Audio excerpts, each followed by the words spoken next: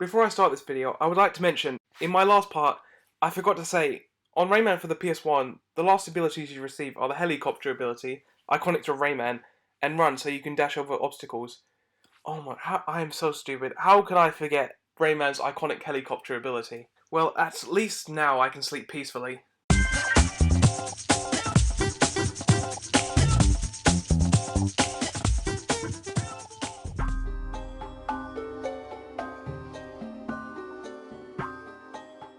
Shortly after the successful release of Rayman, Ubisoft Montpellier, I love saying that, started to create a successor, which started out as a 2D side-scroller which ran on the first game's engine, originally released for the PlayStation and Sega Saturn, with the Atari Jaguar later being scrapped, where you'd start with all the abilities obtained and earn more as you play, similar to how you would have your abilities by default in Banjo-Tooie.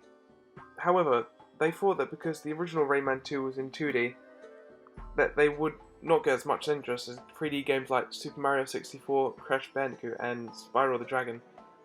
And after seeing the reveal of Crash Bandicoot at the E3, the devs decided to start anew and create a 3D platformer. Was this new idea Rayman 2? Surprisingly, no.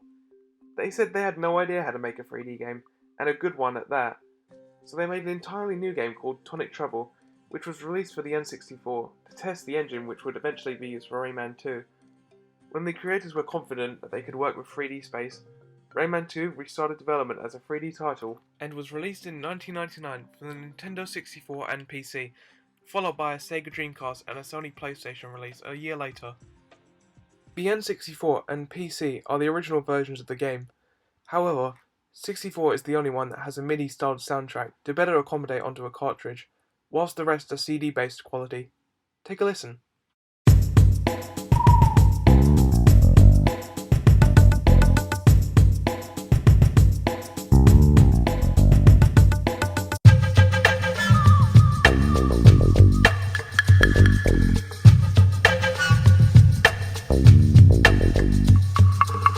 Oh, all that getting angry over Rayman has got me tired.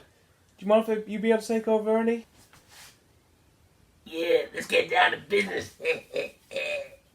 Unfortunately, the console that put Rayman on the map is the most butchered version that, yes, is now rocking voice acting as opposed to the Raymanese language. This took up a whole lot of disk space on the PS1, which as a result, half of the levels had to be cut. Was it worth it? Well...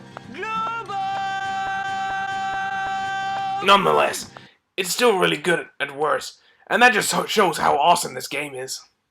The Dreamcast version, though, on the other hand, is considered the definitive version, as it has the higher quality textures of the PC version, has a reworked walled map, includes several new minigames, and is the only version that runs at a native 480p 16:9 aspect ratio at a buttery smooth 60 frames per second. An enhanced port of the game called Rayman 2 Revolution, or Rayman Revolution as we call it here, was released as a launch title for the PlayStation 2, which might not run as smooth as the Dreamcast version, as it's locked at 30 FPS. It includes a massive hub world, new bosses, reworked levels, the option to switch between the Raymanese language or English language, and it even has the best of both worlds with the Dreamcast version and the PS1 version, as you got the mini games, and there's actual improved voice acting for the latter. I'll be focusing on this version for this review, so let's jump to it! Oh, I can't wait to play this game. I'm gonna have a really happy time with it. I mean, Rayman for the PS1 was such a happy-go-lucky game. How could they top that?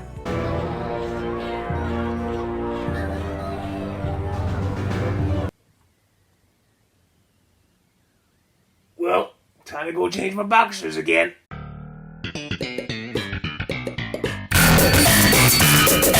Our story starts with a prologue telling us that 19,000 citizens of the Glade of Dreams have been imprisoned and been made slaves of the Robo-Pirates and their captain Razorbeard. He's a much better and bigger threat than Mr. Doc ever was. I just love seeing him on screen whenever he reacts to how much progress we've made. Anyway, we find out that our hero too has been captured. The next scene, we see two pirates dragging a new character, Glowbox, who's Rayman's best friend, to his prison cell. Conveniently, the inmate he finds in there is his best mate, which leads to a brief reunion. Rayman's ready to admit defeat, as he no longer has any of his powers. Fortunately, Globox had to steal the lump from Lee the fairy, which gives Rayman some of his powers back. He then suggests they find Lee so he can recover the rest of his powers, so Rayman uses his fist to break down a door within the cell, and our duo make a great escape. They make it out of the ship alive, but upon falling from a great height, both are separated. Rayman finds himself in the Woods of Light, where he begins his search for Globox and Lee. Seconds later, he meets Murphy the frog fairy thing, which acts as a guide, who tells us how to interact with stones and free familiar spirits in cages. Eventually, we run into Globox's children that get distressed when they find out he's not with you. We also learn that they know where Lee is, and they point Rayman towards the direction of the fairy glade. Assuring them he'll find their dad, Rayman heads into the direction where we free the folk known as the Teensies that have no idea who the real king is. I really like the comedy in this game. It's darker than the first game, but it has all this just to let you know you are playing a Rayman game. Anyway, they inform us that Lee and Globox have both been captured. Within the fairy glade, Rayman finds the ship where Lee is being held hostage and begins trespassing with the most sexy-ass spy music playing in the background, man. This thing could go with anything, honestly.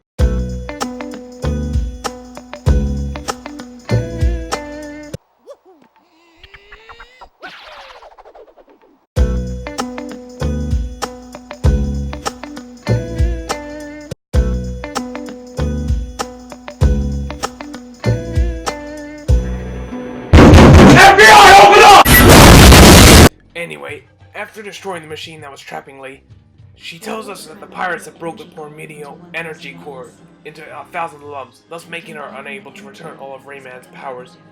She then suggests to gather all 4 masks of the world, which might awaken a mythical being known as Polycus, who could give Rayman the strength needed to defeat Razor Bear and the pirates. With as much energy as she had, Lee gives Rayman the ability to swing from purple lumps, similar to the first game, and sends us on our way to obtain the masks. The quest is pretty straightforward. Get enough lumps to progress, enter the sanctuary, beat the boss, and claim the mask. In Revolution, though, you just need to find where you need to go to get it.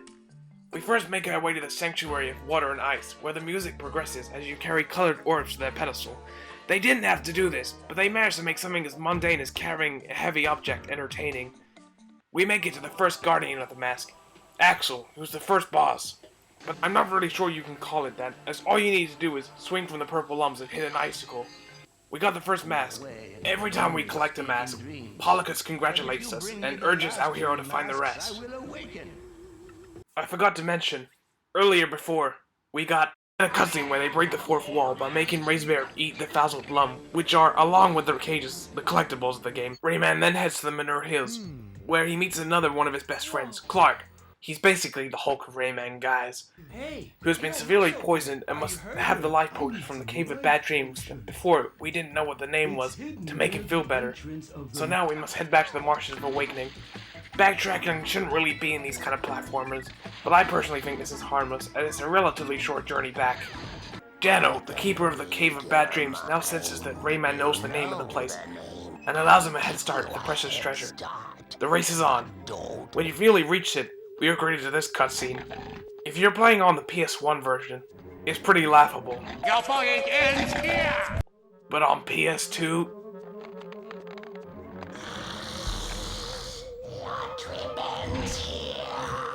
I'm glad I didn't play this game as a kid, guys, and instead hoodlum Havoc, but we'll get to that very soon. What follows is an awesome chase scene on a slide segment with the camera being from inside the mouth of Jano, along with an okay boss fight. Once defeated, Jano offers all of his treasure to you. You, the player, have the option of choosing to take it, which gives you a humorous ending with an overweight Rayman relaxing on a deserted island. But of course, we choose not to and take the life potion back to Clark, instead who helps us make a path to the Sanctuary of Stone and Fire. Along the way, we grow in anxiety to arachnids, and we rescue Globox once again, who performs a very insensitive rain dance to help us solve puzzles by short-circuiting lasers and glowing floating flowers. In this sanctuary, Umbra the Guardian is not even a boss. It's just a helpful platform that walks a few feet and sinks in lava. Fucking awesome! We're halfway there. The third mask is located at the Rock and Lava Sanctuary. After playing Space Invaders, rescuing Globos kids with a pirate ship who gives us the Rain Dance mask, and fighting another machine-like boss that's quite challenging, we arrive at the sanctuary. Once inside, Lee gives us the power to fly indefinitely. It's only for this temple, as that would be very broken anywhere else. And encounter the third guardian, Fouch, I think it's called. He's a decently fun boss. Alright, 3 masks, 1 to go. In the other versions, Glowbox kids happen to have the final mask when we save them. This ship part is cut out entirely in the PS1 version, and is replaced with a clumsy rocket shell puzzle. But in Revolution, we climb up this ice mountain to fight the last sanctuary, who was another fun boss. Alright! The 4th mask! Now it's time to fight the final boss. Spoiler alert.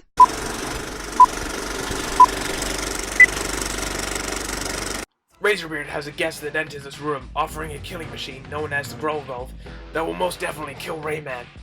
He tells him it does everything except the dishes. Have I not told you I love this game? The penultimate level is a fun slide and rocket plane segment where you have to dodge the lasers of the pirate ship. Rayman then rescues the prisoners on board and defeats the pirates, but Glowbox gets captured again. God damn it, Glowbox, stop getting captured! All that's left now is for Rayman to once again save the day. The final boss is hands down the best boss in the game. You have to aim the cannonballs back at him for Phase 1, whilst evading his attacks. For Phase 2, Rayman and Razorbeard forward towards the pit of the lava, where luckily, Lee comes to the rescue and provides us with the rocket plane to take Razorbeard down.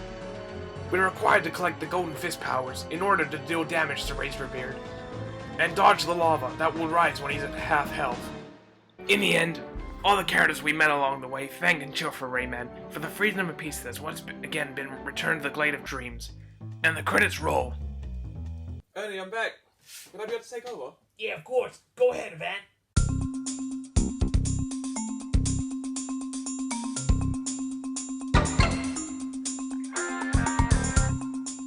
Did you know?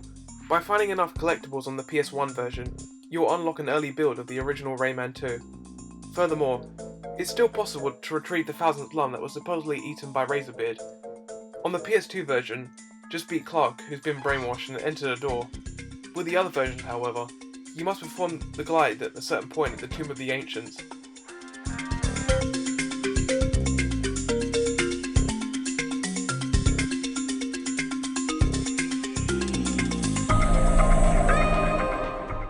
Additionally, Rayman's jacket is changed to the colour blue in Japan, as purple is associated with death there. Alright, there was a lot to talk about in terms of story, but what about the gameplay? I'd say it's sort of like Crash Bandicoot and the best of 2D Mario meshed together to make a brilliant platformer. Rayman controls really great. Whenever he jumps, he'll do a flip shortly after to let you know he's reached the height of his jump. This platformer also adds shooting to the mix, as Rayman can now strafe and shoot energy balls from his hands. To be honest though, I personally prefer the idea of using your fist to punch, like the first game, where you have unlimited ammunition, however only have 2 fists to use. The combat on the other hand is pretty shallow, fun at times, but You just dodge, shoot and wait for invincibility frames to disappear on the pirates to shoot again.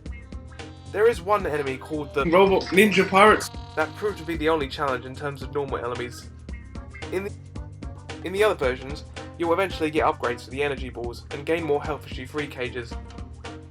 Yellow arms are instead used as currency to buy these kinds of upgrades, and you'll need to complete several challenges to gain health on the PS2.